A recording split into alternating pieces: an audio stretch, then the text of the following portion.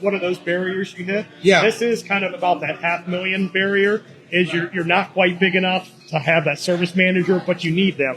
Right. So that's really tough. A lot of the numbers we talk about are how to scale up from, okay, we're going to have that one service manager for 4 to 10 techs. And we're thinking about, as we grow from 1 million, 5 million, 10 million, well, what do you do in between that one-man route and getting up there? I think, Dennis, you're almost to that service manager part, but just not quite there. Yeah. So that's where we're saying, like with the pro-ration model, that's where it takes that special person. But if you find that person that, it wasn't this new guy, it might not be your brother, but if you find somebody who's willing to do some tech work and be a service manager, even if you give them service manager pay, I've prorated it with companies before. So let's say every business is different, but let's say in your business, if we came up with one service manager should oversee 6 techs. If you got 3 now, that's 50% of a service manager duty. Give him a 50% route.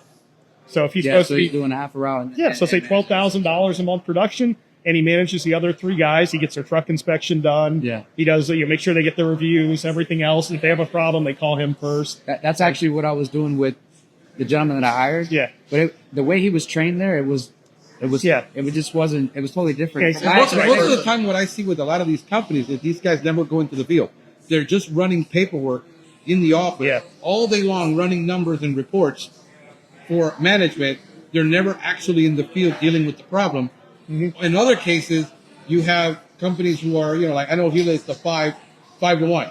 And the guy's in the field and he's going out with the tech. But and at other companies I've seen it where he's just trying to save accounts all day long. Yeah. That's the job. So it changes dramatically. Then I got other guys that say, no, we're doing a 10 to 1 ratio. Yeah. I mean, that's when you got some serious technicians that you don't have to manage. They're led. They're people you lead because they're people you need to manage. And I personally, he thinks a lot of like gel or something. No, bro, it's wax. It's wax? Yeah, I gotta wax my. They're like little horns, like from at the board. Yeah, So it's different. I think in depending, like I think leadership. Yes. How that guy. I'm personally more of a leader than I am a manager. I can be a good manager, and I am. I'm a better manager actually than I am a business person. I mean, I think I pretty much suck as a business person, but I'm a really good manager when it comes to the things, the process, the people. And there's so many variables going on there. Yeah, so like you said, 4 to 10 people. Even with some of the companies you named, that some of the branches they have 10 techs where others have 4. Yeah. A lot of that goes to if you have all reoccurring service, right? And the techs are going out. You've had these accounts for years. It's smooth. You're doing GHP only. You're not doing low turnover. Your techs have average 5 years experience. Right. You can manage probably over 10 techs. Right. Piece of cake. But if you're a fast-growing company with a 50% growth model, everybody's new and green. Half your techs are under 12 months on the job, and everybody's new customers, so they're going to have more service calls. Even if you got great techs, you're going to have a lot of problems to take care of. Yeah. So there's a lot of variables. And you need a guy like me at 53. I don't want those headaches. I want a guy who's 25. When I was doing that, when I was managing 20 people, and I was all over the place, jumping off the walls, and everybody thought I was doing coke. Exactly, but that's what happens in a lot of the older businesses where it's based on what we're limited by our capability. That's our ceiling. Whatever we know, that's going to be our ceiling until we can somehow learn that or overcome that, or just decide I'm going to stay stuck here because this is my comfort zone. 6 tech. Like I got guys that said, no, our number was 6. I've never grown it past 6. I want to stay at 6, and that's it. Yeah, and that's a pretty good business. Like I said, we're about 8 people, so they got 6 techs. They probably have 2 CSRs. They're not growing, so they don't have a big sales force. If they're keeping it there, maybe every year they raise their prices 5%. Yeah. You lose some people on the bottom, but if you lose 5% of your lowest paying customers, you're adding 5% on top to replace it with a bigger margin. Right. And I know several companies that do that. And they're probably banking 35% margins because they're not spending on marketing or anything else, maybe even a little higher, especially with those prices going out.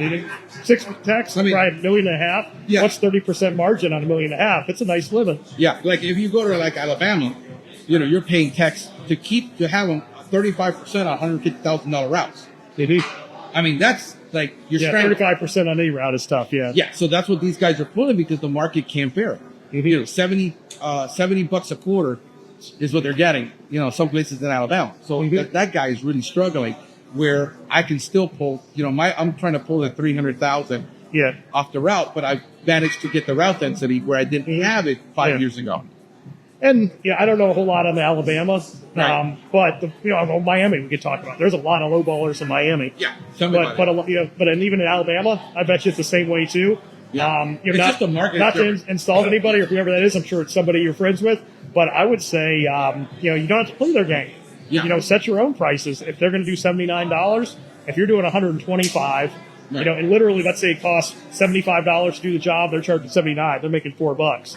You do the same job and charge $125. You're not going to sell everybody. They don't understand a lot of the margins. Yeah. You could just cranking it up by a certain and just a little bit. And even on the cost structure, when you're trying to save on certain costs, the amount of money you need to make up that savings is a lot in some cases, especially for small guys. Yeah. Like if you're saving, 20 grand a year by changing products. Yeah, and Easy. product's so small. Yeah. It's so small, but it's 3%. We're at 6. We're averaging 13% when you throw in hard parts, stations, and everything. Lawn is at 6%, but our GHP we try to keep it under that 3%. We go to that Stereotech model, keep it under 3%. Yeah, chemical, the Stereotech model, 3%. You stay at 3%. You fight for that 3%. When you go above that, you start screaming. Yeah. Huh? Yeah. And I don't worry about the chemicals a whole lot. Probably biggest thing on that is, let's say it's 3%. Right. If you beat up your suppliers and you get 10% off, better than any of your competitors, you're from 3 down to 2.7. Yeah. That really doesn't move the Well, needle. what I see a lot is the mismanagement of the chemical, where they're spending 6% on chemical for no reason. I analyze their numbers and I'm like, you're spending 6% on chemical. That's hideous. Why are you spending so much? Well, they're going out with a pyro sprayer to do perimeter treatment. Well, Because the customer expects it, but you're putting out 10 gallons when you don't need to. It's important, so I'm not taking away from that. Right. But what I'll see a lot is people get hyper-focused on their chemical, and then they're spending 20%, 20% more than they should on marketing. Yeah. So I got average. Yeah, marketing will eat. We need to get into that one because that's where 90% of the calls I take. Yeah. Like, how the heck do I, you've been talking about that to Jeff. Yeah, the SEO. I mean, whatever. For me, that works. Yes. But for the marketing, when you're paying 25% for a tech, Yes. you have no route density and you're going all over the place, and you're saying I'm doing 150, 200,000, and everybody's saying you should be spending 10% on marketing. It doesn't get you a whole lot. Yeah. When you're doing 150, 10% is the great number to go by if you're doing $1.5 million. Yeah. And here's my standard budget for a pest control company. Right. So you say 10% on the chemical. Right. And you might have some lawn, you might have some hard parts, like you said, Right. but a little bit of cushion there. But generally, I see when I look at people's numbers, it's about 10%. Okay. So you got 10% for that. Your techs are going to be about 20%. Now, a lot of people now, the trend is going up, Yep. 25, 30. So keep that in mind, but let's just say 20. Right. So we're at 30%. Then you're going to have 5% for admin, 5% for management. Right. Now, in a small company, that might be all Jose. It might be all him doing all that. And that's where technically you can say that's part of your paycheck or part of your paycheck. But as you grow, that's something that can scale where you hire a CSR out of that 5%. Right. You hire that manager out of that 5%. So right there, we're up to what, 40%? Right. You got your vehicles, it's usually about 15%. Between Yep. insurance, gas, your payment. Yep. So we're up to 55. You got your overhead is usually about 10. So we're up to 65, right? Right. And then that leaves marketing, which usually is 15% is what I say. Yeah. That is lean for a small company trying to grow, kind of to your point. Yes, and people are talking, because we're in the groups. You're in the groups, I'm in the groups, and all these guys start talking 6% and 10%. I said, I don't get it because we're hitting that 15% and we're still struggling. Yeah. And we're pushing it, but it's mostly on SEO and marketing and because of our clientele. But I know companies that are pushing out 25 if they really want to grow. Because how do you get 25, but you can't pay the guys 20%? You got to pay these guys lower, and you're not having them do all this. Yeah. There's only 100 pennies in a dollar. Is what I'm saying, right? So that's kind of what we built up was we were up to, 65? Right. So then you had that 15 on marketing for a standard budget. You're up to 80. And that's that average profit margin is 20% for the owner to take home.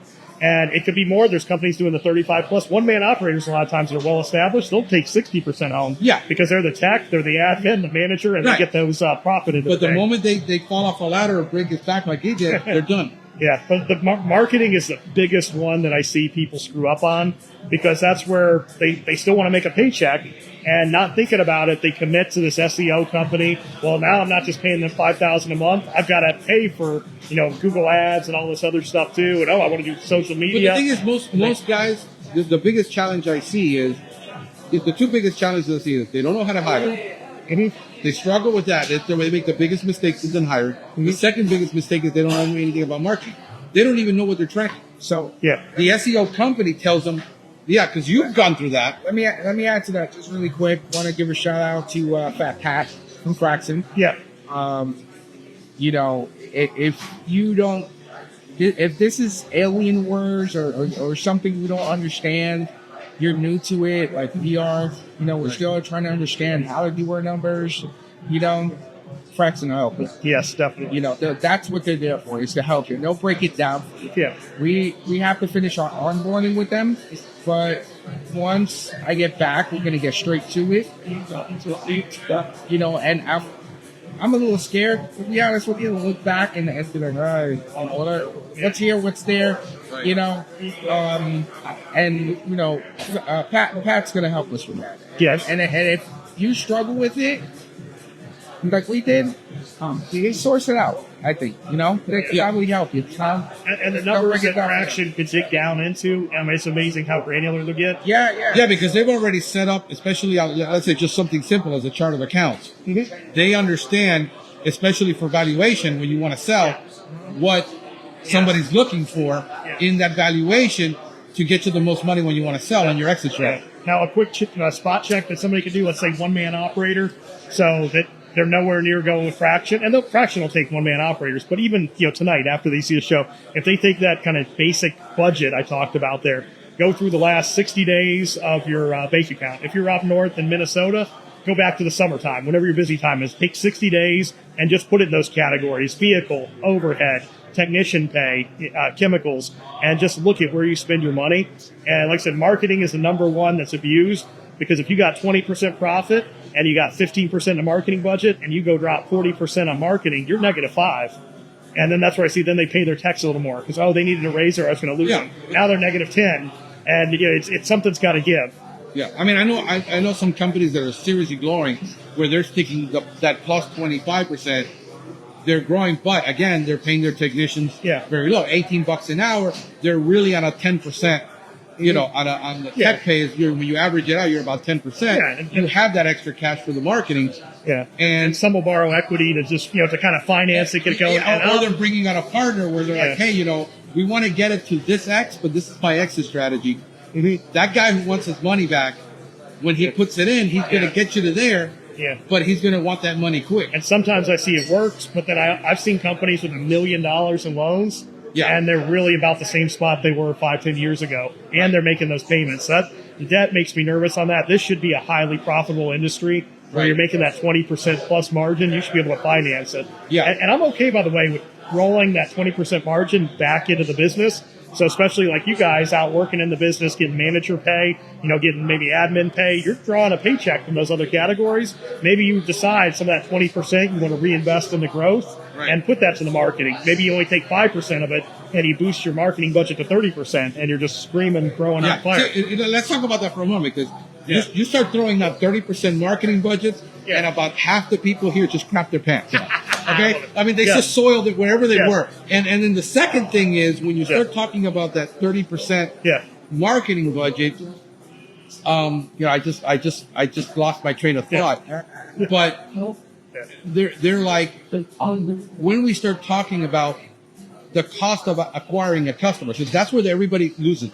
Yeah. When you start talking about $150 to $250 to acquire a customer, and you're financing that 3 to 6 months out for your ROI to kick in, that's what these guys don't get it. That there's that risk that you have to finance that growth somehow. That money's got to come from somewhere. What do you do there?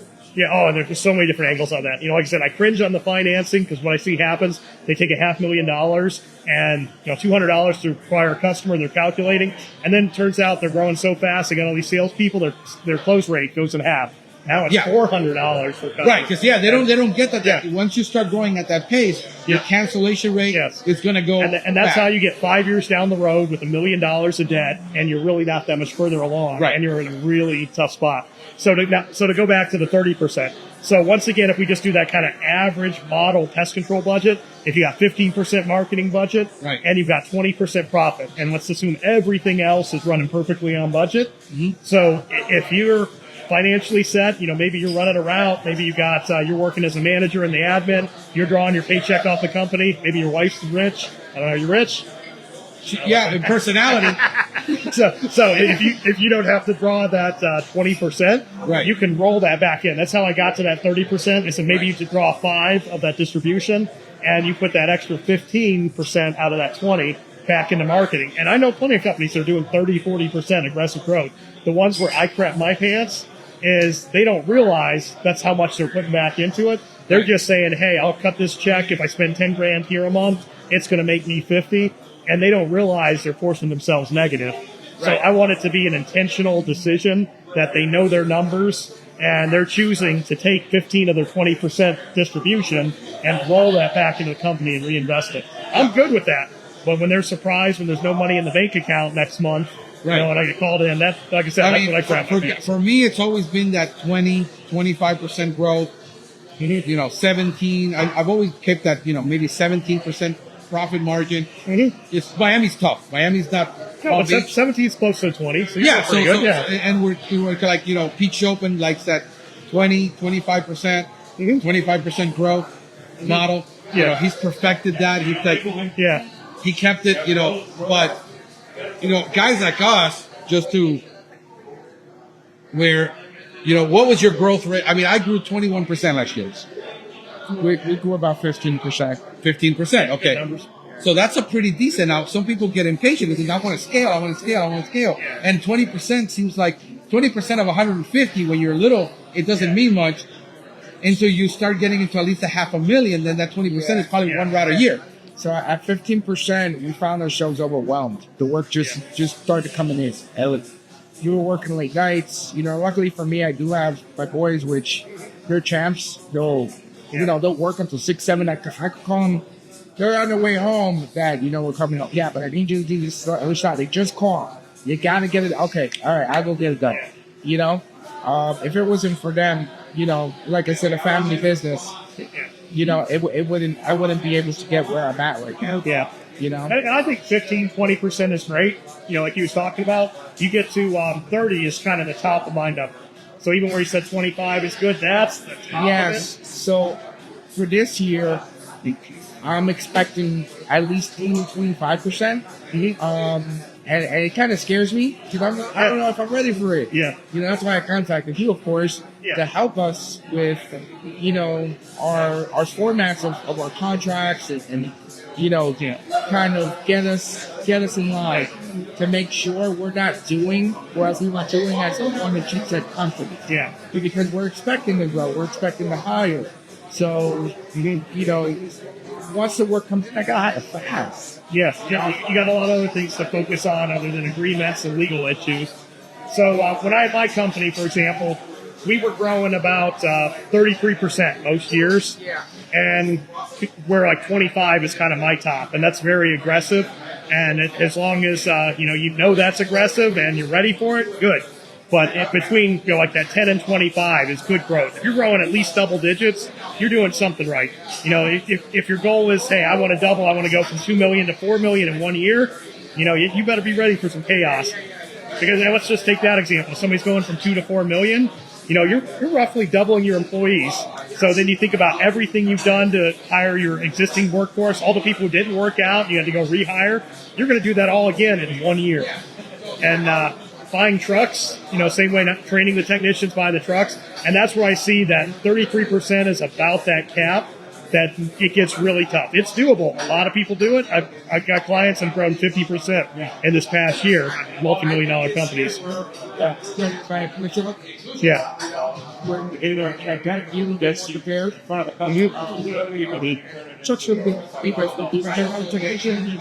Yeah. let's train you, Yeah, we can. Well, have we lose our camera? Yeah. I didn't know if we get both of us in there or not. Let's wrap things all up. That's all right. I'll put a little bit back in here. There we go. We're hoping to hire something this year. That's the plan. For sure. You have this gut feeling. I know. I did 15% last year. We did it right. We're more conservative. At the moment, the slow growth with the steady growth. What's the count? 6 techs you're at now? No. So we're only 5, including myself. Okay, well, close. The office the road right now, in the office, it's going to be 4 Gs. Okay. And again, once we get to that 25% growth, I'm going to. In reality, I don't want to hit the road again. I want to concentrate at the business on the road. Okay. Now at that size, that's definitely doable. Even the 50%. Even if you grew 50% this year, you're hiring 2 techs. Now you might have to hire 4 to get 2 to stick. That's kind of how things are today. That's not too bad. Yeah, that's kind of a fear for me. Yeah. Because I've always had difficulty trying to hire and then fire. I've gotten rid of a couple of guys or terminated a couple of guys. It's been hard for me. Yeah. Like I said before, my first initial techs kept me prisoner, so it was difficult to let go. Now, it gets a little bit easier. Yeah. It gets a little bit easier, but interview with them, it's a process as well because you just know what to look for. You're gonna get out of experience. Yeah. You're not just gonna, do your same mistakes that you did at first. Okay, you don't have the best to it. Okay, come on, just here's your route. Yeah, no, see you later. Yeah.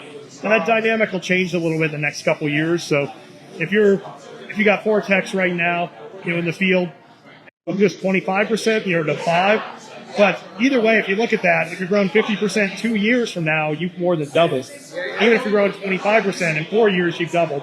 So if we just look ahead to when you have 10 techs, you get to that point, and now you're talking about growing 50%. That's 5 techs, but it's also 5 new trucks, getting it all set up.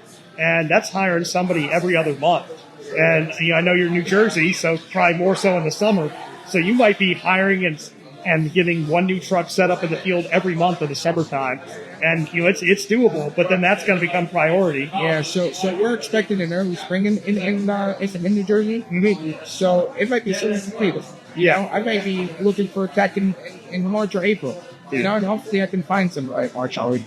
But we want to find someone that's going to stick with us. Yes. For us, it counts for us to hire someone, they're going to stick with us. It costs us basically to train them, spend the time on it. And of course, I'm going to be doing the training, of course. Yeah. And it's going to take away some of my time out of the office, which I don't think because I'm going to spend as much time on developing the business as I can. How long do you train them for? So you turn them loose? I'm a little OCD, so I could be with them for 90 days. Okay. Until I'll try and let them go. Sometimes even more than that, Yeah. So with my wildlife tech, I was with them for a year. Yeah. That's where it gets tougher if you get bigger, like we're talking here. Yeah. Because even if you hire somebody in March, assuming they stick it out, if you've got to, I guess I can scoot into it. Yeah. But if you've got to hire a second tech in the year, there's your March, April, May, hiring that guy, and then you got to, is it June, July, August? And that's assuming that first guy makes it. You don't have to rehire again. So that's the challenges I see as companies are, some maybe 1 or 2 steps ahead of you. Is that now you've got to have somebody else who's going out training and. Yeah, so I'm hoping that, when we do, because I'm not going to say if I do it, I know I'm going to do it. We reached 7-figure mark. That's where, for me, I would say, okay, I'm going to buy the manager. I have, let's say, 6 techs. I need a manager because I'm not going to be able to keep an eye on these guys with me being within the office. It's just going to look too much. I don't want to find myself in that position again. Yeah, manager role. And somebody mentioned like a lead tech role too. That's where for the training component, I do like lead techs for trainers. I don't like to use the word hate that often, but I hate service managers training. Because what I find out with the trainee when I talk to them and just evaluate the training program and are they ready, and it's like, well, we really didn't do anything yesterday. There was this customer complained they thought their dog was sick, so we stopped what we're doing. We ran over there, and then we had to go bring chemical to Jimmy, and they're doing manager stuff. they're not doing technician stuff. So if you get a lead tech who's one of your best techs that you can trust doing your procedures the way you want them done, and he can take that person and train them for 30, 60, or 90 days, then, you can run your business. Yeah, absolutely. That's our goal. Yeah. That's our goal because, I'm still learning the plateau. Areas we could, I've experienced it and he's plateaued at certain, certain numbers. And even after set figures, they say, yeah, you will still plateau. Like you said. Yeah, absolutely. It's getting that right-hand man is going to be your next big step. Get that lieutenant in there. And a key thing that I also took from the event is that, hire people smarter than you for certain positions. Yeah. If it's too much, you hire somebody who's going to take care of it. Just like, let's say, for instance, I hired Fraxon because, putting out the numbers is just overwhelming for it on the road, developing a company. I said, you know what, they should try it. Go figure it out. It'll make it much easier. It'll buy us time. I think time is important in developing a company. The more time you spend on something that you don't know, the less time you could put something on what you do know. So that's the way. Yeah, absolutely. And even for your employees, it's tough and it's humbling to say, hey, you know more than I do. But you present it right, it really boosts them up of like, hey, you're the termite expert. That's why I hired you. Yeah, exactly. Now you can't let, I think you said something about the employees taking over. You can't let the inmates run the asylum. Yes. But when it comes to termite work, that really boosts them up and, makes them proud when you mention that they're the best or they're the best office manager. Yeah, the expert on it. Give them some guidance, keep them reined in. And that's where I like the KPIs because, if they are the expert, but the KPIs aren't there, what are we going to do to fix this? If you fix these service calls, these callbacks, whatever it is. And the KPIs are going to point out. Yes. Point it out. They're going to say, you need to be here. Yeah. If you're okay here. And, again, KPI was a new terminology. Not prior to this. Yeah. Well, prior to this, but I'm still learning. Yeah. So again, I'm not too keen on that, so I hired somebody smarter than I hired a company. I said, hey, it's got to be, essentially, I'll learn some of it. I might just say, hey, listen, you guys handle it. Yeah. And to make money, you got to spend money. Yes, absolutely. And I think we got to go find Franklin. He's been in the bathroom for like 30 minutes. Let's focus. Franklin! No, Franklin is in the Cuban bathroom right now with having a Been in the Cuban bathroom for 30 association. minutes. We're looking for you. Oh, no, I'm here. He was. Brian's watching. Hey, Brian. What's going on? Brian Weiss. It was being this guy's so